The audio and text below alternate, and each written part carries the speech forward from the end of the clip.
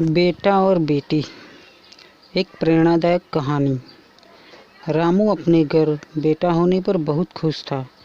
पहले 2 संतान लड़की के रूप में प्राप्त हुआ, पर उनके जन्म पर घर में कोई रौनक नहीं था।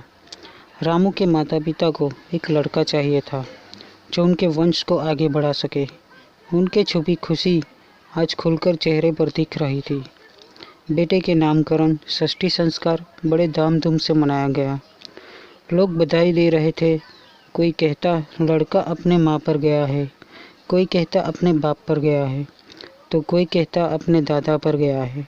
नाक, आँख, कान सबको जोड़ा गया किसी न किसी के, और इन सब से मिलकर एक रूप निखरा जो एक बालक के रूप में आगे बढ़ने लगा। समय के साथ दादा दादी समय के काल में समा गए। रामू लड़कियों की शादी कर अंतिम में लड़के को पढ़ा लिखा कर शादी कर दिया। एक सुंदर बहू को पाकर रामू खुश था। समय गुजरता गया। रामू और उसकी पत्नी अब जीवन के अंतिम पड़ाव बुढ़ापे में प्रवेश कर गए।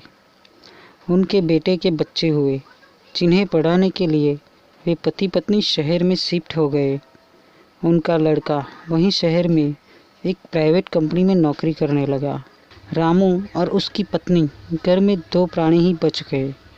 रामू खेत का काम संभालता, तब उसकी पत्नी घर में अकेले होती। 3 महीने, साल गुजरते गए। अब दोनों का शरीर थक चुका था। खेत को उसके बेटे ने बच्चों की पढ़ाई के खर्च के लिए गिरवी रख दिया, जिस कारण बाप बेटे में झगड़े हो गया और उसका बेटे ने गाँव आना बंद कर दिया। रामू के दोनों बेटियां 4 महीने में हाल पूछने आ जाया करती। उन्होंने अपने भाई को समझाने की कोशिश भी की, पर वह माँ बाप को साथ ले जाने को तैयार न हुआ। इसी बीच वह गांव आया एवं खेत को बेचने की बात गांव में फैलाई, ताकि लेने वाले उससे संपर्क कर सके। रामू बेटे के पास गया और समझाया कि खेत वह ना बेचे, क्योंकि खेत ही किसान की पूंजी होती है जो वक्त पर काम आती है। पर उसका बेटा राजी न हुआ। उसे डर था कि रामू के देहांत के बाद उसकी दोनों बहनों का नाम भी खेत के पट्टे पर चढ़ जाएगा और वे हिस्सेदार बन जाएगी और बंटवारा मांगेंगे। रामू कुछ न कहा। वापस आकर वह उस खुशी को याद किया जब उस लड़के के पैदा होने पर और लड़कियों के पैदा होने पर अनुभव किया था। क्या लड़के का हक सिर्फ जमीन हथियाने तक ही होता है? क्या बूढ़े माँ बाप का सहारा बनने का फर्ज उनका नहीं? रामू का सोच चिंता में बदल गया और वह बीमार पड़ गया। बेटे को माँ ने खबर भेजी, पर वह न आया। फिर माँ ने दोनों बेटियों को खबर भेजकर आने के लिए कहा।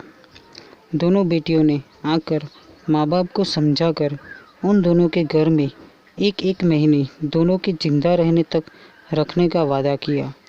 माँ बाप के पास कोई चारा नहीं था, ना ज़मीन ना बेटा।